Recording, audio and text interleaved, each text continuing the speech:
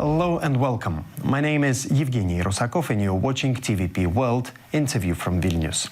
In 2025, the human rights crisis in Belarus has not only persisted, it has deepened in new and alarming ways. Political prisoners continue to face torture, isolation and pressure to accept forced deportation, while their families endure constant intimidation.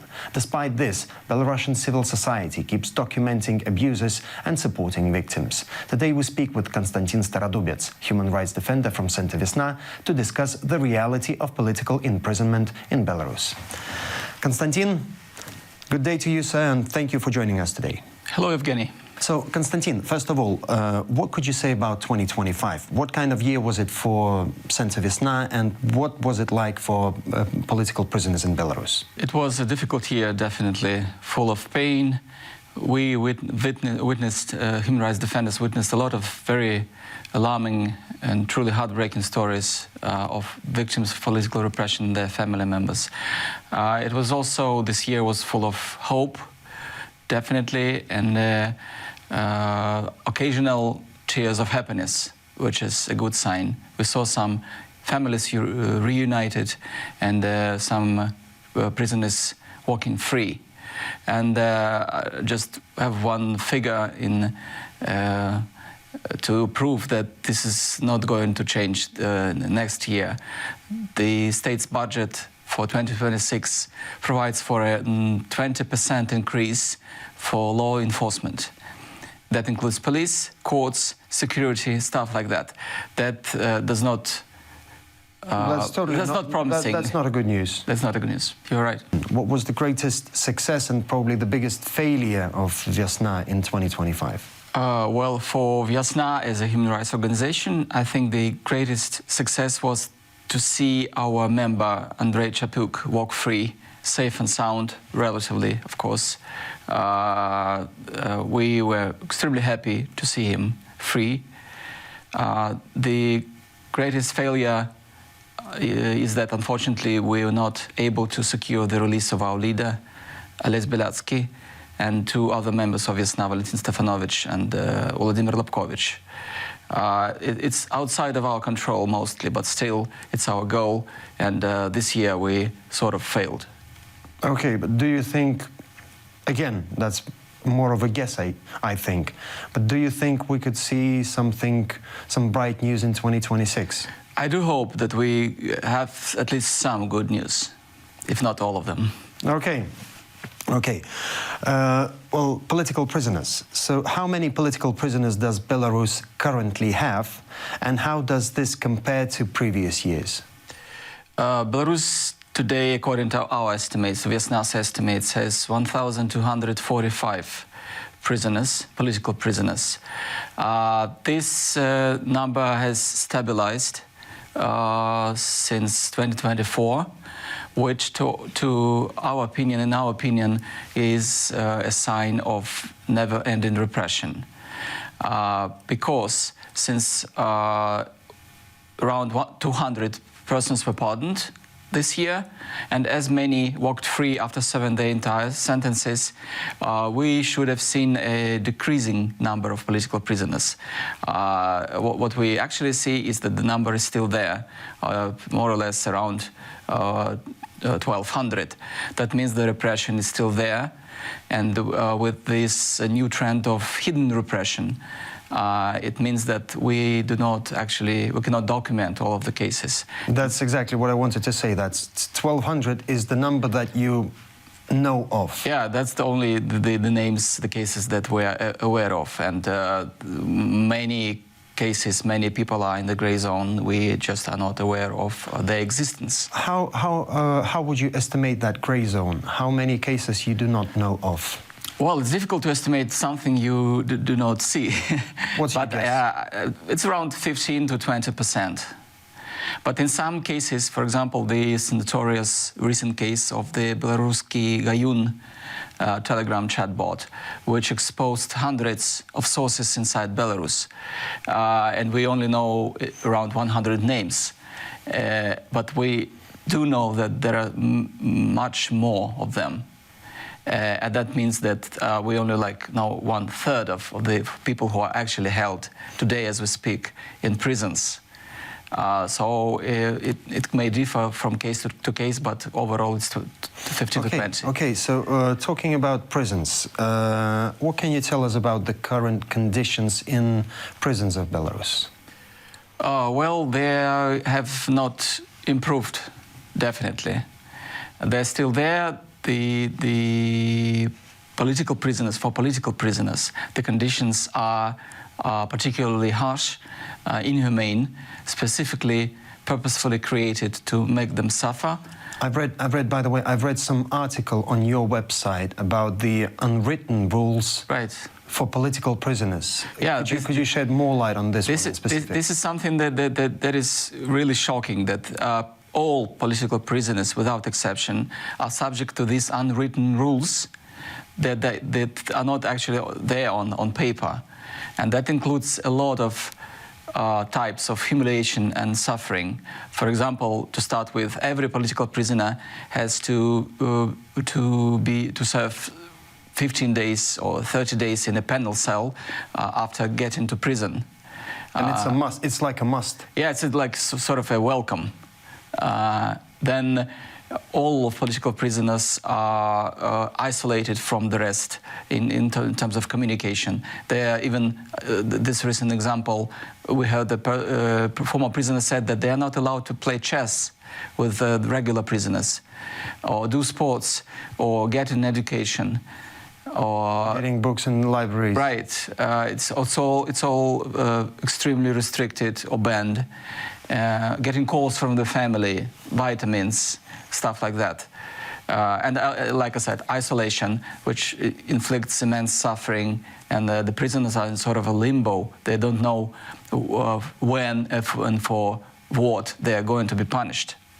But by the way, did you see this as a new pattern in 2025, or have you seen that earlier in 2024 and years before? No, I think it's an old pattern. Has it always been there? Yeah, it's been there since 2020, evolving in a way, because prisoners used to enjoy more freedoms and liberties inside the penal colonies. But today they are the restrictions are at their most. They are just not allowed to do anything as compared to regular prisoners. I do remember Ksenia Lutskina, a political prisoner. She was telling me a story that she wasn't allowed to learn foreign languages, as that is a forbidden activity for political prisoners. Am I right? Right, it is very common. We heard lots of such stories from different prisoners who walked free. Probably it's not only about getting books, because books in the foreign languages are not particularly welcome inside prisons, but also probably because prison authorities think that that's something about spying, learning a language. Why do you need language inside the prison? Something about coup? Yeah. Brilliant, brilliant. Okay, how about political prisoners' families? Has state pressure on relatives increased or decreased in 2025? We have seen no decrease in the pressure, definitely. The key pressures are still there. Families are under constant surveillance. They are harassed through interrogations, police raids, other types of things, like not being able to get a job. And remember that during the entire term of when their loved ones are in prison, they have to support them, buying these foodstuffs, vitamins, clothes, and sending them to prison. It costs a lot. And in most cases, we're talking about supporting the husband of the family, who was the key breadwinner still in Belarus. The families are traditional, and that's extremely difficult. Well, that's of course terrible to hear, but that's exactly what we are talking about, 2025, and that was literally happening in Belarus throughout the whole year, right? Right, it is daily. It's as we speak, like I say, it's there today. In September, Lukashenko released 52 political prisoners, but one of them, Nikolai Statkevich, refused to be deported and jumped out of the bus on the neutral strip between Lithuania and Belarus and returned to Belarus a few hours later. So at this specific moment, he is serving a sentence in accordance with the verdict of 14th of December 2021. So could you please explain what is wrong with this sentence in general? Well, everything is wrong. It is against each and every standard of fair trial, legal representation, the common sense in the first place. Getting 14 years for nothing, officially for organizing riots. There were no riots in Minsk or any other city in 2020. Everybody knows that. So it was a closed trial. We don't know actually the concrete details of this case. On top of that, Statkevich got a maximum security sentence, which means that he is not allowed to enjoy many of the things that other prisoners are allowed to enjoy. And his age, and this is not his first sentence, so it's definitely something done on purpose to inflict the additional suffering on Lukashenko's enemy, personal enemy, I think. That's what we are talking about. But again, that meaning forced deportation. This wasn't the case in 2024, right? Right, that's so, the new trend. Can it be said that Lukashenko's regime offers pardoned political prisoners nothing but forced deportation? Well, yeah, you're mostly right. But for one group of prisoners who walked free immediately after those deported on September 11th, but we don't know a single name. We don't know, probably this group do not exist in reality. But it looks like in the future the Lukashenko regime will only offer this one path of being released. Forced deportation. Yeah, forced deportation, without documents, without anything. Let's move to 2026. So if Lukashenko's contacts with Donald Trump's team continue to evolve, do you see any possibility that the human rights situation in Belarus could change, despite the number that you've already said in the beginning of this program? Mm-hmm.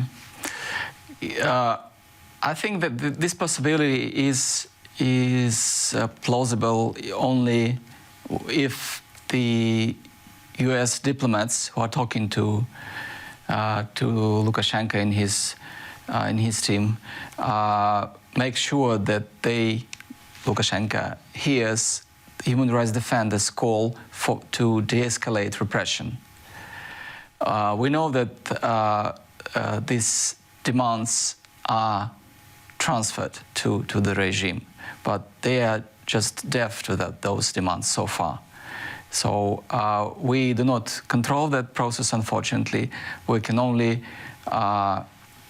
stress again and again that without de-escalation, without steps to stop or at least lessen the scale of repression, it's a dead end. There is no future. You mean no future for political prisoners? For political prisoners and for Belarus, for Belarusian society, as a state and as a society. You personally, you don't see any bright future in 2026 for Belarus? Like I said, there are no signs. But we all live on hope, so let's hope. Let's put it that way. I do feel you, but I guess that there has to be something more than just hope. Of course. Okay, Kanstantsin, thank you for joining us today, and thank you for this, well, I have to say a very heartbreaking but really difficult topic to discuss, but still a very important one. Thank you, Jevgenij. Thank you. And I would like to remind our viewers that our guest for today was Kanstantsin Staradubets, a human rights defender from Center Viasna. You're watching TVP World. Stay with us.